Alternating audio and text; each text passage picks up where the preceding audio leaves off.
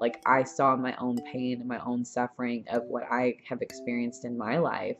I saw it in that animal. And I think about, the times that I'm the most scared, it's because I'm confused and something's out of my control. And I deal with a lot of anxiety. And I saw myself in that cow. I saw all that pain, that fear, that anxiety that I myself have felt in my life. And I could not imagine inflicting that on another being.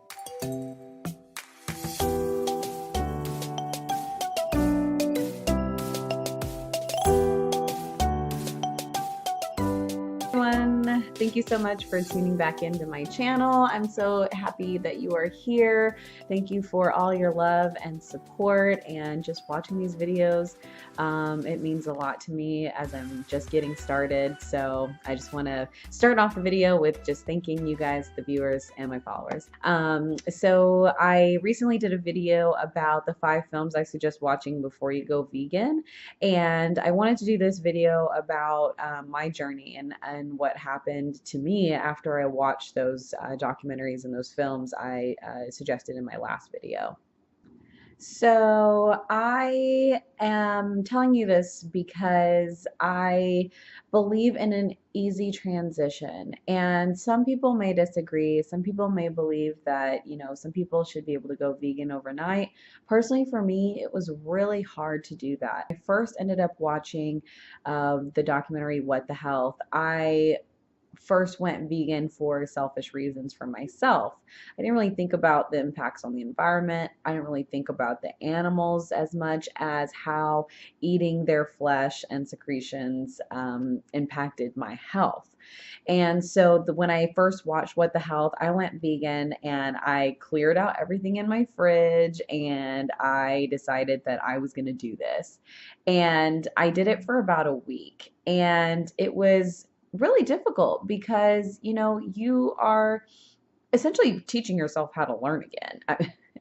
How to eat again. Because before I went vegan, I had bacon and eggs for breakfast. I had a turkey sandwich for lunch and probably had, I don't know, some like beef quesadilla for dinner. I was eating meat 3 times a day. And on top of that, I was having like Greek yogurt because at the time I thought it was healthy. I was drinking almond milk, but I still occasionally had milk and ice cream in the fridge and things like that. So, I mean, I didn't know how to eat. So I watched this and went, okay, I got to change my diet, but I didn't know what I was supposed to eat. So I went on Pinterest, and Pinterest like only gets you so far, especially when it comes to vegan. Like, they're getting there, but not just yet.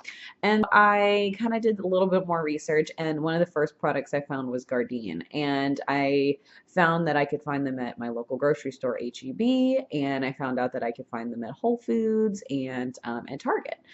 So that was actually one of the first products that I used, and I made like a Mexican casserole out of their beefless ground. And it was so good. And I was actually really shocked. I was like, wow, okay, so like I don't really need meat. So meat was really the easiest thing for me to give up. And then I kind of posted my experience about watching What the Health on Facebook.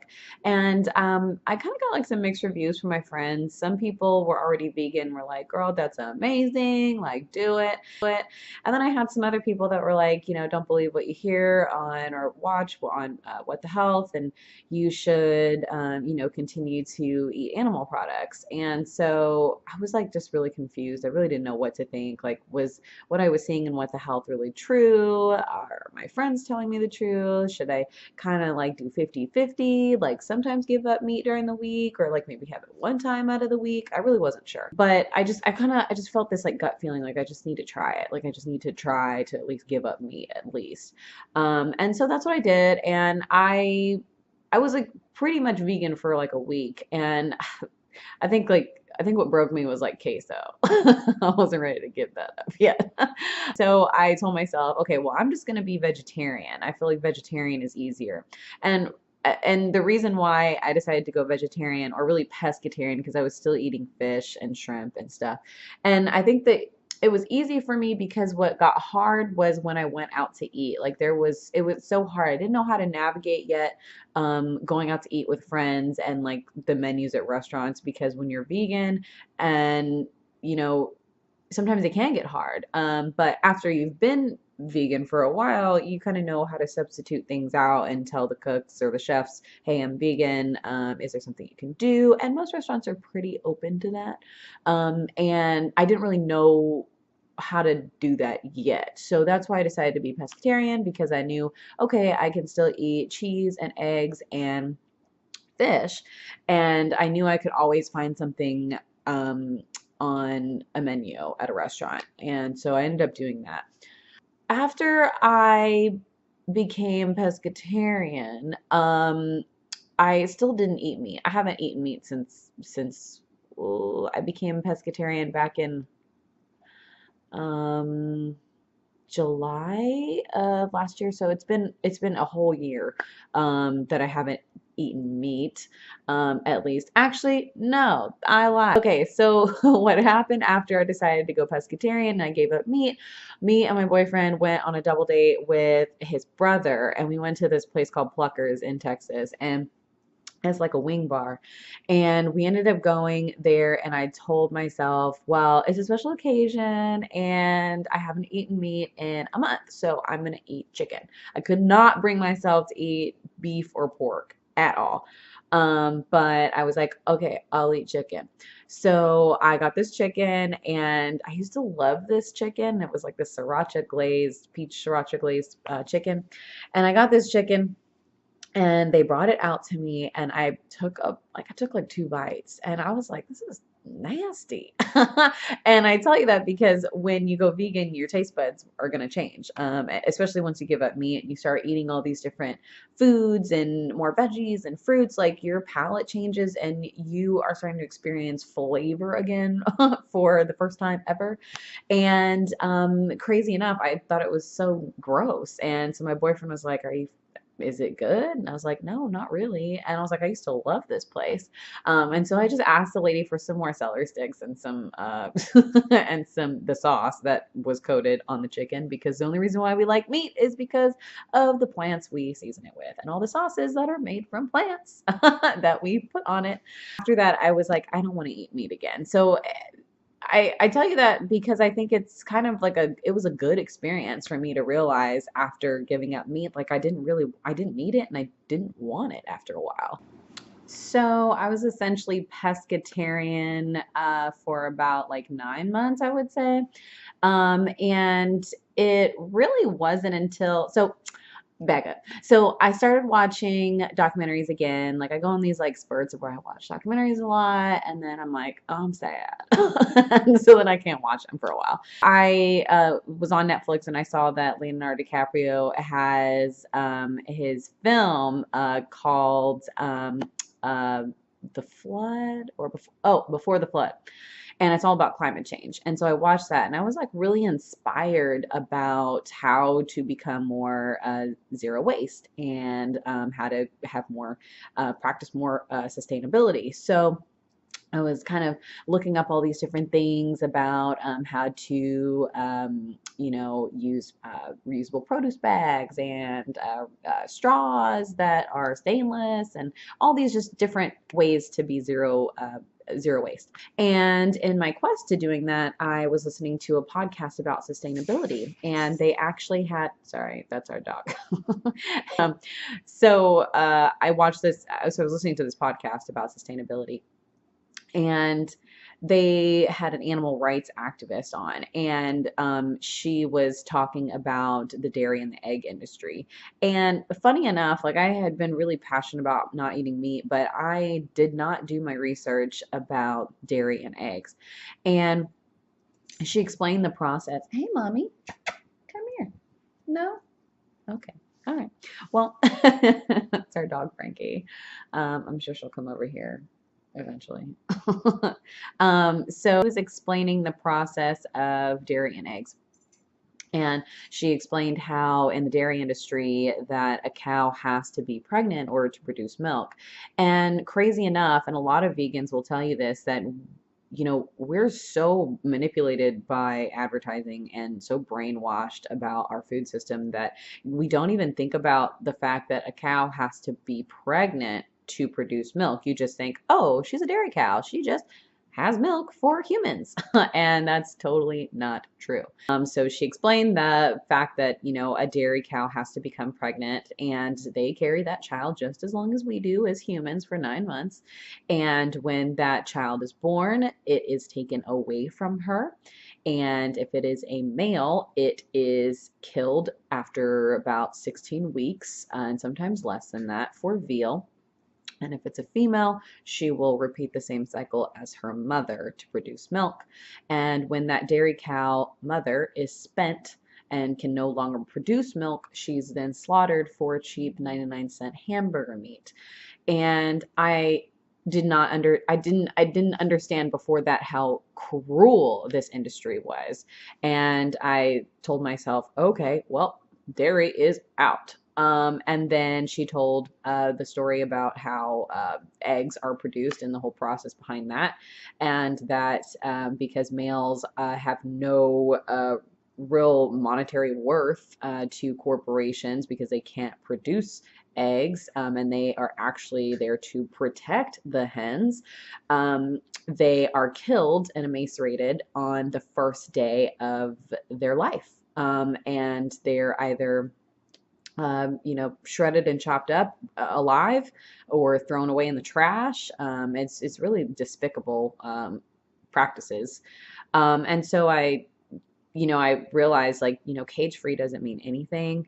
Neither does free range. You know, it's all the same. Like this industry is cruel, and I didn't want anything to do with it anymore. Once I understood what was happening behind dairy and eggs and then fish, you know, that was probably the hardest thing I think for me to give up. And I realized, you know, because even though you may not think that fish have feelings, they do. Fish are friends, not food. And I realized that by us fishing in these oceans, we're also hurting the ecosystem there. You know, that it has its own way of life, the ocean, and the marine animals that are in the ocean. We're disturbing that by overfishing. And I read this thing the other day. It said that oceans will be, you know, we'll have overfished the oceans by as soon as 2048. It's really scary to think about. And I realized, you know, my need for fish is impacting sea turtles and dolphins and whales, and I don't want to be a part of that either. So I decided, well, I guess there's no better time than to go vegan. So I decided to go vegan, and I'm really glad that I just really wanted this, like, a lot of knowledge before I decided to really make this leap, because I wanted to be successful this time. I didn't want to repeat how it happened last time, that I only did it for a week and I quit, because I realized, like, there was a bigger purpose to what I was doing than just to go vegan for my health. You know, animals were depending on me, the planet was depending on me, and I didn't want to fail.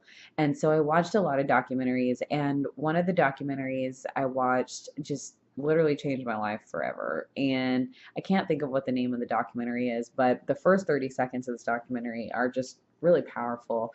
And it shows these two cows about to be slaughtered, and it shows them in this holding pen, and one of the cows goes in, and they're about to be basically stunned with a bolt gun, and the other cow is still in the holding pen, and you can't see anything, and there's nothing graphic about this image, this film at all, in that first 30 seconds. And but what you do see is the confusion and the fear of that second cow just being held in that holding pen. And when they hear the sound of the bolt gun, they realize what's about to happen, and they try to back up and they try to turn around, and they realize, like, there's no escaping this. And the next thing you see is one of the workers, like, poking them with an electric prod to go into the chamber, and they're just so resistant, like they don't want to go. And I just remember, like, being in just tears over that, just, I mean, just bawling tears. And I thought to myself, you know, like, I don't want to inflict that pain on an animal. I don't want to demand that pain and that suffering on this animal.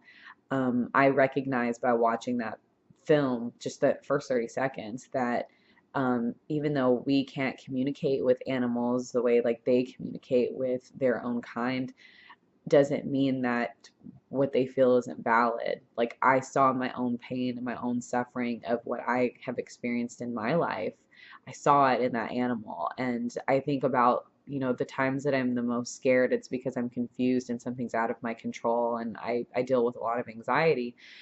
And I saw myself in that cow. I saw all that pain, that fear, that anxiety that I myself have felt in my life, and I could not imagine inflicting that on another being. And that's what made me go vegan. And I think that we all have that inside of us when we're kids. We don't want to hurt animals. We understand it as children, the animals are vulnerable and that they deserve our respect and they deserve our love. And as we grow up, we're told that it's okay to eat animals, it's okay to drink milk, it's okay to have eggs, it's okay to exploit animals for our entertainment, it's okay to test on them. It's not okay. And when you have that realization, like everything changes. Like it's really just this switch that just turns on, and you can't see it differently anymore. And I always say it's like the Matrix. Like you take the one pill or you take the other pill, and you take one pill, you can go back to sleep, or you can take this pill and you become awake. And that's literally what it feels like to make the connection. It's just like, okay, I'm awake now, and like there's no going back to that. And now when I go to restaurants, when I see animal flesh on the menu, I don't think of it as food. I think of it as an animal, which everybody should think of it as. But we're just so conditioned to remove an animal by using words like pork and beef and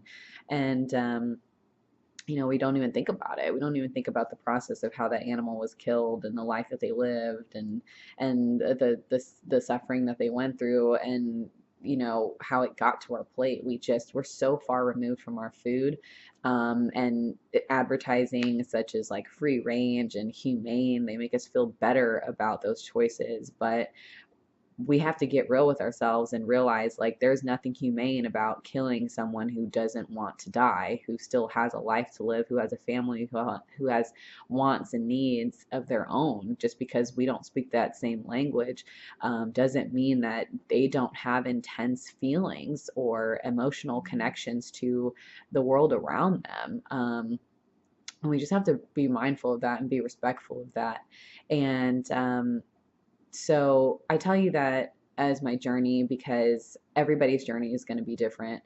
But I truly believe that when you make that connection of breaking a habit of doing something for something greater than yourself, that's when you're going to stick to it. And there's nothing wrong with being vegan for your health.